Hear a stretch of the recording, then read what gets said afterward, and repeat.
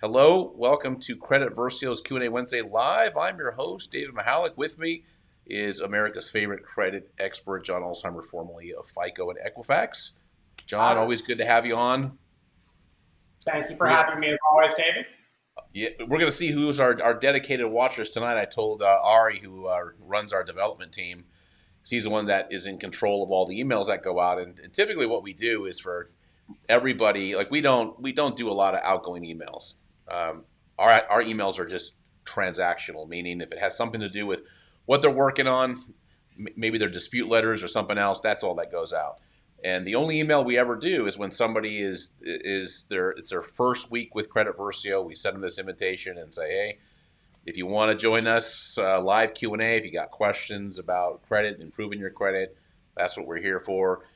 So people make it a priority or they don't. I know it's harder to do that during December. In fact, this typically, I imagine you know this, John, but this whole credit space, whether it's repair or consulting or debt, I talked to a big debt consolidation company today, and it's just like December, nobody's got their mind on this kind of stuff. Even Yeah. though, you and I, a week before last when we were on here, because we were off last Wednesday, talked about, hey, these are some things that people do during the holiday seasons to really mess up their credit. It has to do with credit card debt, valuable stuff, but not everybody's ready to hear it this time of year. They're out shopping, which is something I got to do tonight.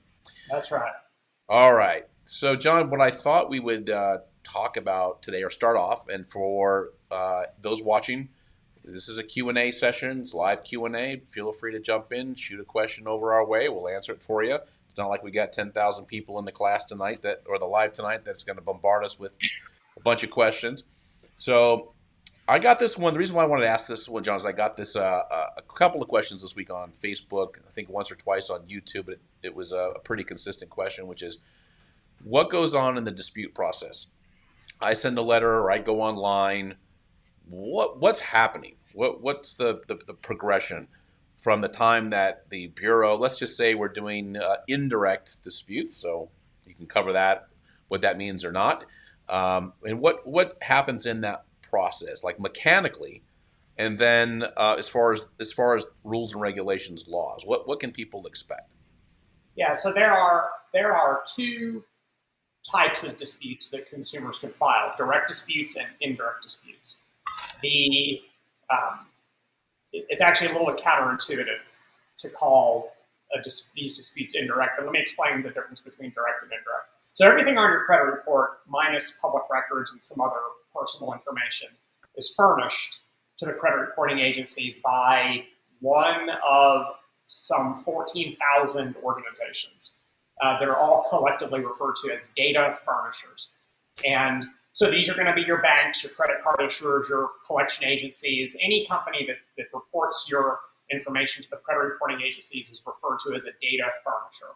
And they have an obligation, if you dispute information with them, to perform an investigation and correct information if it is in fact incorrect. And so if you were to kind of draw a line, if you, the consumer, were to contact the data furnisher and file a dispute, you are contacting them directly. So that's referred to as a direct dispute. If you file a dispute with one or more of the credit reporting agencies, they are going to go to the furnisher on your behalf with your dispute. That is called an indirect dispute. There are different obligations and different rules that apply. And if you talk to any attorneys that practice Fair Credit Reporting Act law, and primarily on behalf of consumers, so plaintiffs lawyers, they will tell you almost always to file a dispute with the credit reporting agencies rather than going to the furnisher directly. I think it is strategically, for them anyways, a better move to do so. So what you generally will see when a consumer files a direct dispute is they will either mail a letter, they'll make a phone call to the furnishing party, and they will lodge their dispute. Hey, this late payment is wrong. Hey, the balance on my credit report is wrong. And once you've put them on notice that there is a dispute, then they have to perform an investigation into your claim and either correct something that's wrong or not, which means they will essentially verify information that has already been furnished to the credit bureaus.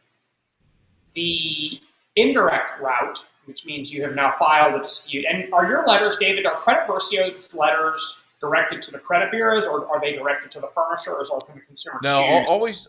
always directed to the credit bureaus, and the reason for that, and this is just experience, years and years of experience, is that I I've always been a big fan of recruiting the bureaus to help.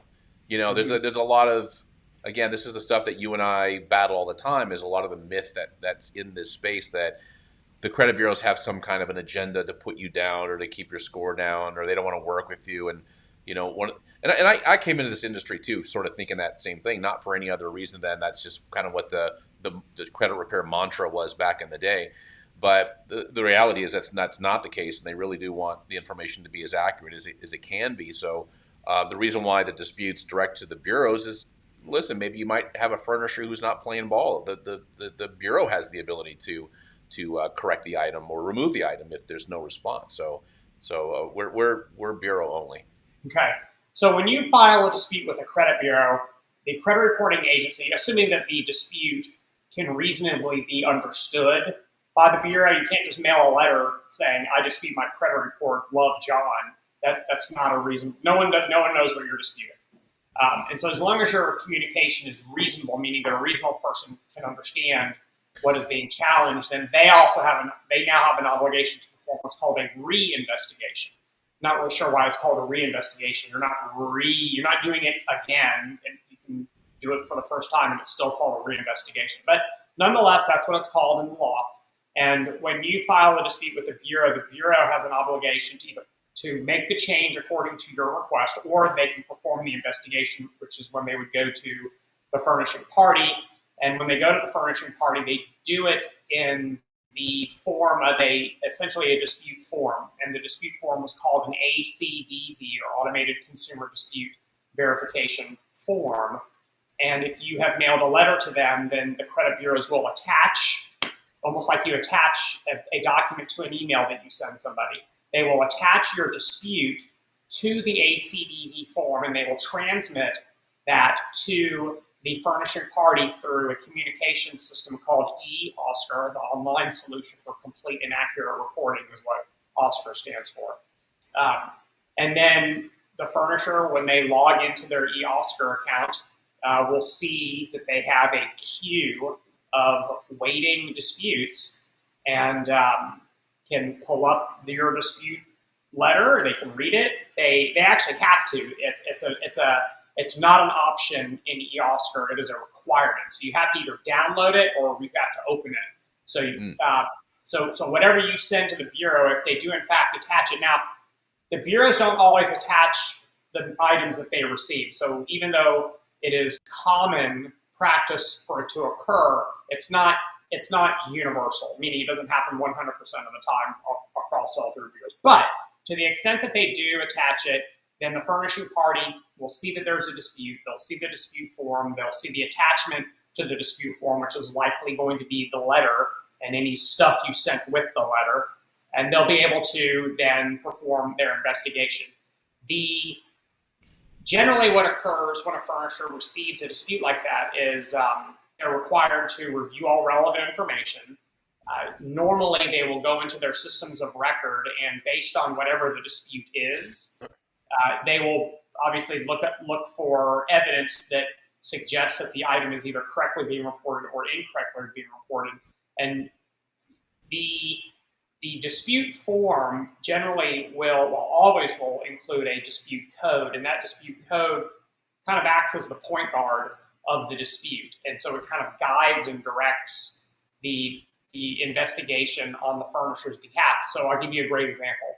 If a consumer claims that this account isn't theirs, you would not expect the furnisher to investigate the balance. If the consumer disputes the balance, you would not expect the furnisher to investigate whether or not the late payments are being accurately reported. So the dispute code helps to kind of set the rails, if you will, of the dispute, and then the furnisher kind of stays within those rails. And of course, the furnisher can always read the letter and glean whatever the dispute happens to be from the letter. But it's been my experience, and it's kind of standard practice from my seat anyways, that the furnishing party will almost always respond to a dispute based on what the dispute code is, because essentially that's what the credit bureaus are telling them that they believe is the nature of the dispute. So let's just go into the way back time machine when you were at Equifax and working in the dispute division.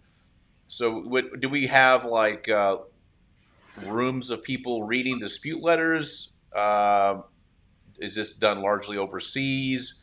Is this just like a quick glance over and like, I think this is dispute code such and such? These are 3-digit codes essentially that are being assigned to the dispute reason. Is that right? That's right, like 001, 002, 003, stuff like that. So go ahead. When I was there, remember this, when I worked at Equifax, it predated the internet as we know it. Okay, and so you weren't filing disputes at the Equifax website or the TransUnion website, or there was none of that stuff existed. So most of the disputes were received using the good old-fashioned U.S. mail system or telephone call.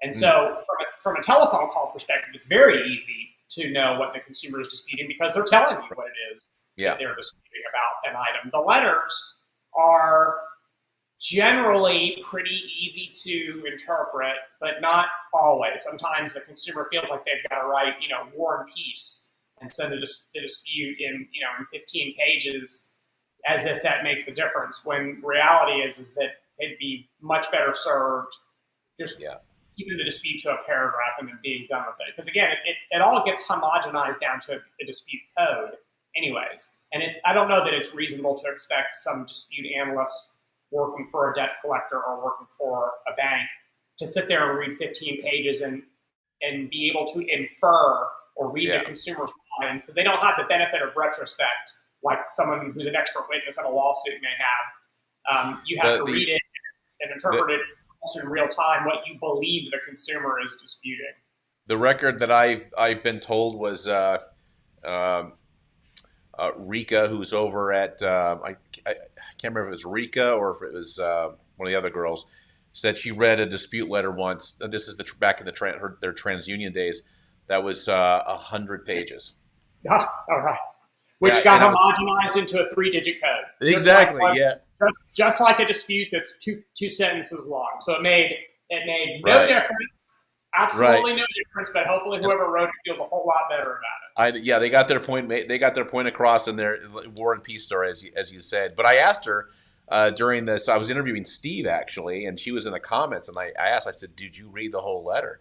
She says, "Yeah, I read the whole letter." But like you said, it got distilled down into a 3-digit code, and it it was resolved in whatever way it was resolved. Generally speaking, look, the credit reporting agencies take a lot of flack for the methods that they use, but these methods have been used for decades. It's not like they just all of a sudden start doing things. These methods predate me, and last month was my 31st anniversary in this business, and so nothing really changes other than the technology. Yeah, the technology changes a little, but still the rules change. But I would suggest that the technology has made it more efficient, and now, because the Fair Credit Reporting Act, the 30-day limitation has been around for a really, really long time. The 30-day limitation predates the internet era as we know it, and respectfully, I think it even predates fax machines.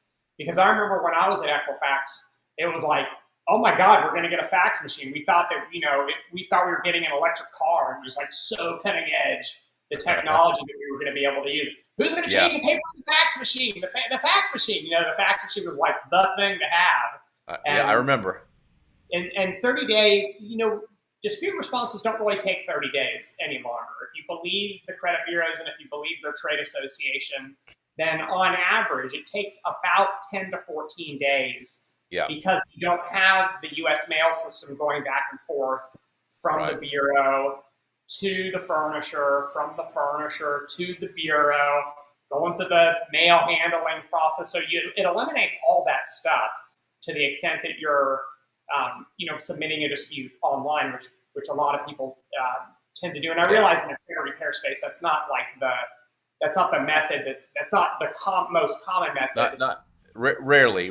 But no, you're right, because that's one of the things that we get asked, just as a software provider that's relying on a paper dispute is, it doesn't happen that often because I think people understand that, well, I don't even get a new credit report for 30 days, so I'm not going to really harass Credit Versio as to why they're updating every 40 days. But, once every couple of days or so, we'll get people who will write in and say, hey, listen, I got a response from all three bureaus. It's been 12 days.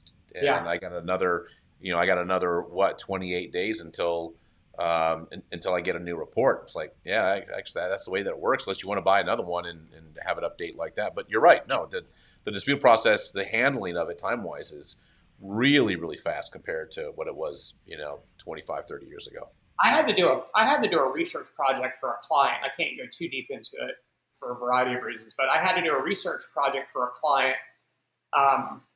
And one of the aspects of the research was to determine the amount of time, kind of like a distribution, what percentage of disputes were being responded to within X number of days, Y number of days, etc.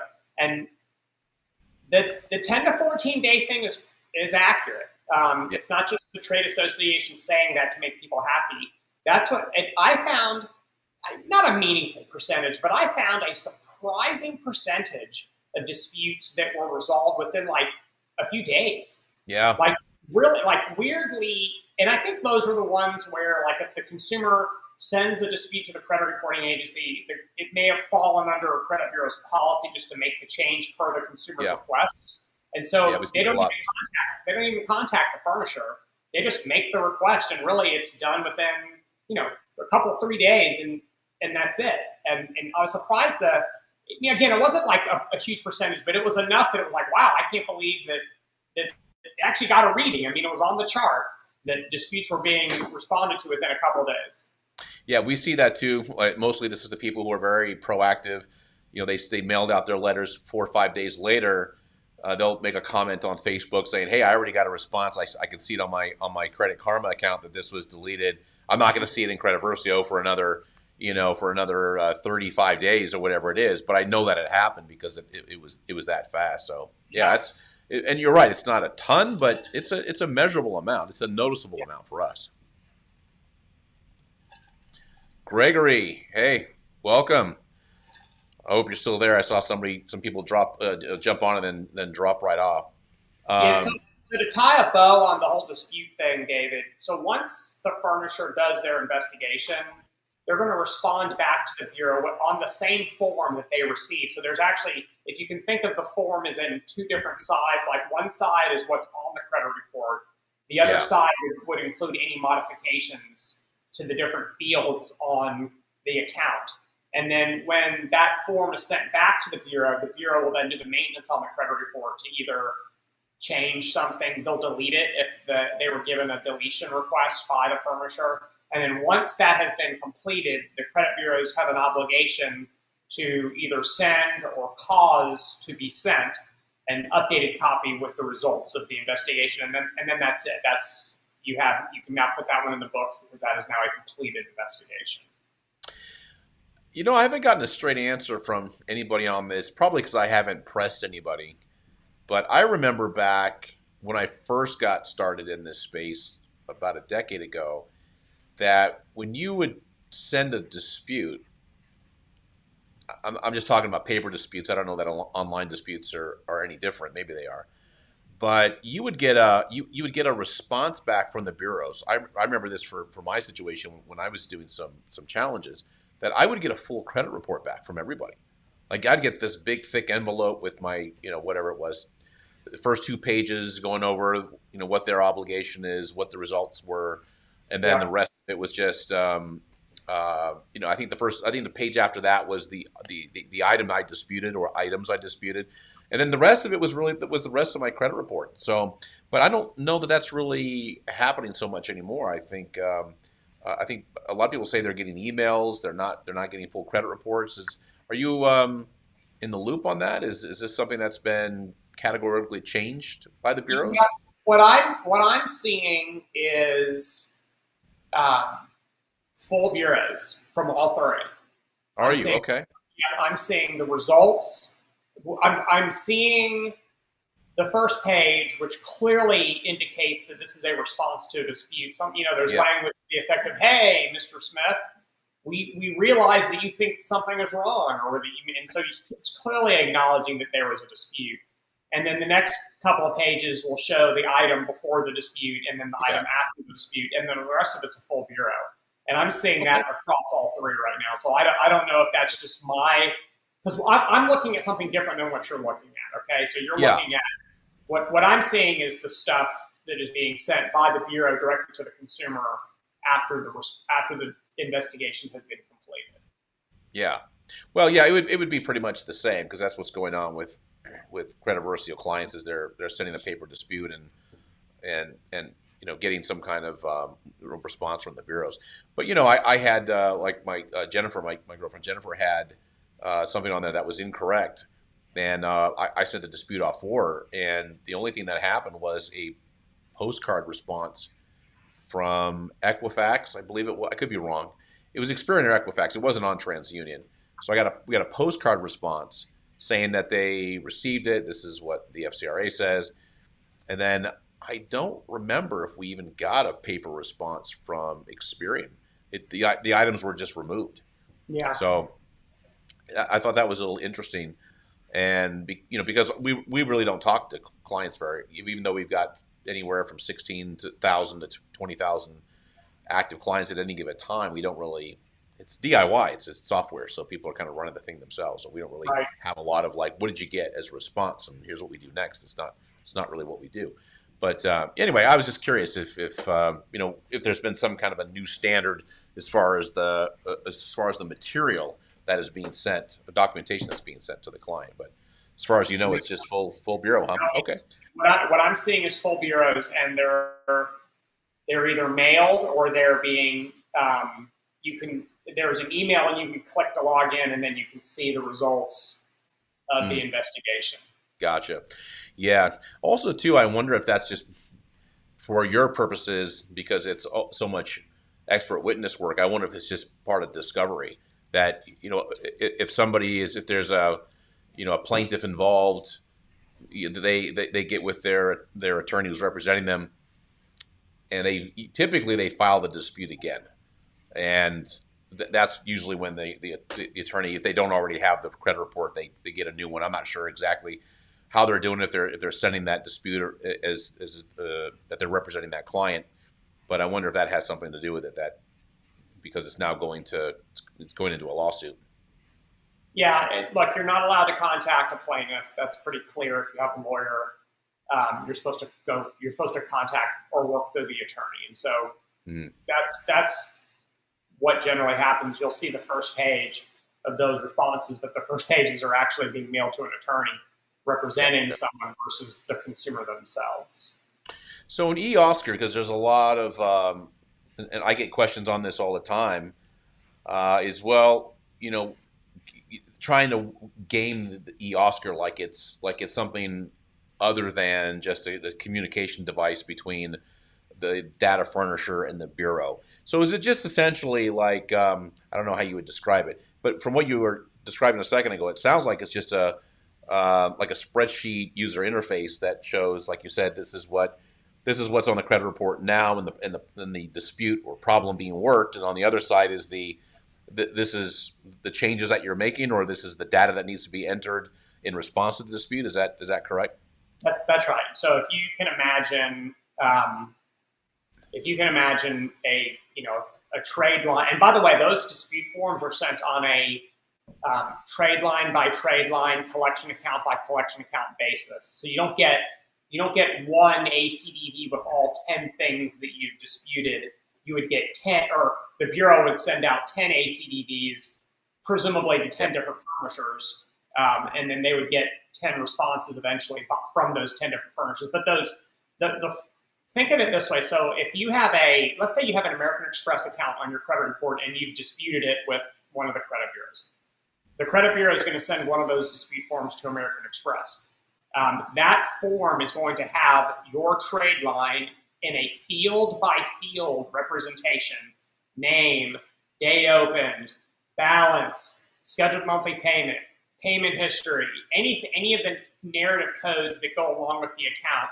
Those are all going to be represented on this form in the field, the Metro 2 field, that is meant to house that particular data segment. And then it's going to have the dispute code, and if you mailed them a letter, it's going to have your letter attached as a file. Now, American Express is going to see all of that, and they'll say, okay, David Michalek is disputing this. Let's pull up his credit card account. He says that the balance is wrong. Let's see what his balance is. Yep, David's right. It's really 1,000, not 10,000. So they're going to go to the $1,000 or the $10,000 field on that form, which is the current balance field. They're going to type 1,000 in the response side for that, only that field, because that's the only thing they're changing. And then they're gonna magically send the form back, and then Equifax is going to update your trade line to indicate $1,000. We'll send you an updated copy, and everyone's happy. So that's it. And if I have countless of those forms, I probably have, I don't know, thousands of them. But the problem is that they're all covered by protective orders in these lawsuits. So I share one with you so you could actually see. You can see them online if you Google ACDV or Automated Consumer Dispute Verification form. You'll find some of the templates online, and you'll see what I mean by it's the request data versus the response data is what they're called on the, and the way that they're represented in my world is as you said, in document production, in lawsuits, in the discovery process of lawsuits. And the forms are actually really easy to understand if you know what it is that you're looking. They're not complicated at all. They're in plain English, even though they're in Metro 2. Yeah. So, and it's actually like, here's the shaded field, here's the light field. And so you actually can see very distinctly, this is the stuff that's on the report. Here are the changes that you made. And so essentially it's a copy of the form that you either got from the Bureau or responded back to the Bureau with these modifications, and the signature of the person that sent it back. So it's not a secret who it was. Right. That sending the form back. Yeah. From YouTube, see Free Mac 09, greetings from Cleveland. Oh, very cool. One of my best friends is from Cleveland. Was just there not too long ago watching a Browns game, and they won. Fortunately, I forgot who they were playing though. Anyway, not important.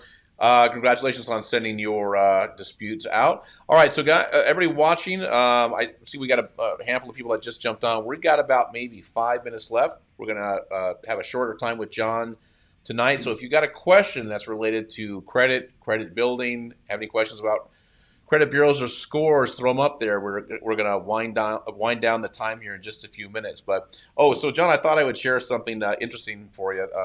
The state of the credit repair space, and it's for as much contention that there is for this industry, understandably so, because it's always been a battle on the regulatory side to try to remove bad actors from the industry, and my hat's off to guys like in the Occam group who are trying to get everybody compliant before a TSR is really applied to this industry, which I think is, by the way, a good thing. So what's really exciting is we made a big pivot into just doing data processing. So we've got one of the largest, probably the number 3, maybe number 4 largest credit repair company in the country out of Salt Lake City, not Lexington Law or creditrepair.com, just right behind them, that are getting out of the full service space. They're just a huge privately owned mortgage company. That's why they ended up creating a credit repair company. But moving directly, almost completely out of that space to get all together and just supporting people with credit education and giving people, hey, listen, do credit Versio. Just do it yourself. There's no gimmicks, no tricks. The software's going to find real problems on your credit report. And to the extent that people can do this themselves in a legitimate, clear-cut and honest way, I think that's better for the industry. So it's interesting. And I think I might have told you this in a previous video that we're seeing, and they're not the only ones. We got another big processor that's like, yeah, we kind of want to get out of the space of doing it for people, and we'd rather just coach and be there as service providers and let them do their own disputes. Not just for, I mean, granted, this isn't going to surprise you, but a lot of it's for compliance reasons. They just want to Right. have hands off now. But at the Sure. same time, I think people are very confident in the fact that people should be able to do themselves. They just need a little help. Just like I look at it like this, like what QuickBooks did for doing your own taxes. Like, yeah, could you do it on your own without QuickBooks? Yeah, but was it a pain in the butt? It was. Now it's a Yeah. little bit easier. Yeah. All right. I just sent this first. Okay, let's see what this is. Is it possible to have paid collections removed from your report? I just sent my first round of disputes letters off through Credit Versio. Is it possible to have them removed from your credit report? John, I know you like this subject about what happens and what's not supposed to happen when it comes to collections. Maybe you can do a quick summary for our friend Yeah. Doyle. So there's Doyle. There's a difference between kind of the written policy with that in that respect um, versus what actually happens. So if you were to believe the written policy or the written standards, then the answer is no, because and keep in mind. So right now I'm talking specifically about non-medical collections because there's very different rules for medical collections than there are for non-medical collections. But assuming it's a legitimate non-medical collection, the current policy and standard in the industry is to only delete collections if there's a legitimate reason, meaning that they're erroneous or the original creditor has called back the debt, or if the collection has been reassigned to another collector, then the prior collector is supposed to remove it. Now, having said that, does it actually happen? Of course it does. I think there are actually debt collectors that have, as a matter of policy, they will remove collections once they've been paid or settled because they don't want the headache of dealing with the consumer or the debtor any longer. So the short answer to your question is yes, it is possible because I think everyone has seen that it occurs. However, if you were to believe the writing on the wall, then it's not supposed to happen. Yeah, excellent. Good answer, John. Okay, so John, I know you got an appointment this evening. I'm going to let you go. I do have a few more questions on here. So for those watching, I'm going to hang out for a few more minutes to answer these questions for you. John, we'll let you go, and thank you so much for joining us tonight. And then we'll see you, if not next week, the week after. All right. Thanks, y'all. Have a good rest of your evening. Thanks, John. Okay, next question we've got. Let me switch this up here. There we go. CF, how would one determine removing a charge off as better or worse for score, considering it was an account that is older and held a lot of substantial amount of length? Yeah, that's a great question, a very important question. In fact, Credit Versio's DIY. So we have tutorial videos, we have quick start videos. We do give flags when people want to dispute something. But here's the thing that you got to know going into it. That's a great question. I wish people were more aware of this. Largely, you're going to recover from most derogatory credit within about 24 months, 36 months. This is making some assumptions, the largest one being that you've done everything else right in that period of time, meaning you're not continuing to add derogatory information to your credit report during that 24-month period of time. So let's say you went through, like I did many years ago, you went through a period, something happened, whether it be a job loss or medical or who knows what. Everything kind of goes to pot, you recover, you got some charge-offs or a charge-off. And now, for an example, let's just say, it's 5 years old, 6 years old, and it's your oldest account. Do you want to dispute and remove that? I would argue no, because you've got that section of your credit report, which is age of accounts. That's 15% of your score. You got roughly maybe 82 points sitting there. So in the 10 years that I've been doing this, and thousands of personal consultations that I've done in the repair space even before Credit Versio, that was one of the things that people would have to consider. Like, listen, you probably don't want to dispute this. You've largely recovered from the derogatory impact of this charge-off, but it's your oldest account or one of your oldest accounts, and if it's removed, it's almost certainly going to drop your score, and it's going to be a lot more difficult to recoup those points over a period of time. So, great question.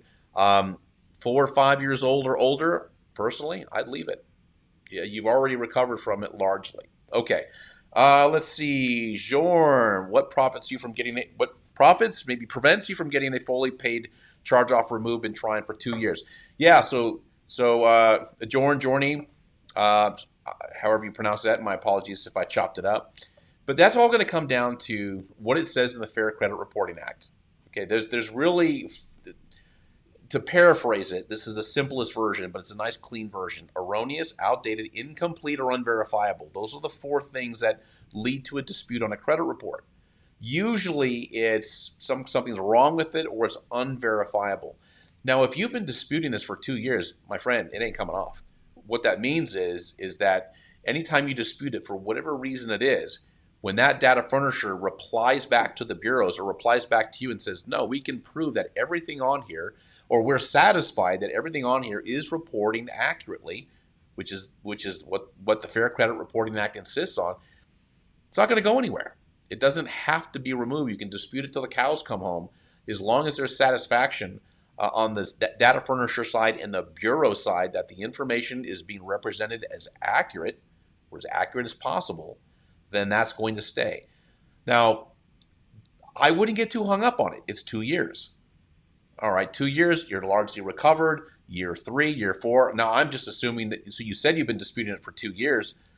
Has it been there for 3? Has it been there for 4? I would spend your energy focusing more on just building good credit, paying things on time, keeping your credit card debt to 0 or as low as possible, and that's how you're going to recoup your points. I wouldn't be chasing around the charge-off much. It's just, it's not going to do you a whole lot of good. Okay, Andre, let's see. I have a friend that has done a bankruptcy. Can he have it removed? It's been 7 years, I think. Okay, well, Andrea, that's the same answer. I've seen people not fully recover, but I've seen people in the high 700s, their credit scores, with a bankruptcy on their credit report that's been there for 2 years, 3 years. But bankruptcy, interestingly enough, is one of the easier things to recover from, largely because it wipes out your debt. So you wipe out your debt load, that can do a number on improving your score. So it's very common to see people's scores go up when they file bankruptcy because the debt is now gone. Can it be removed? Very rarely. Very rarely. Well, first of all, it depends on what kind of bankruptcy it is. If it's a Chapter 13, okay, that's a restructure of debt. That's removed in 7 years. If it's a Chapter 7, this is a full wiping out the debt completely. That's 10 years from the file date. But again, the same answer applies. If this is, like you said, if it's been there for 7 years, it's not really doing much to the score anymore. You might see some conditional declines. There are some lenders that they don't care if that bankruptcy is 2 months from falling off. They just don't want to see a bankruptcy.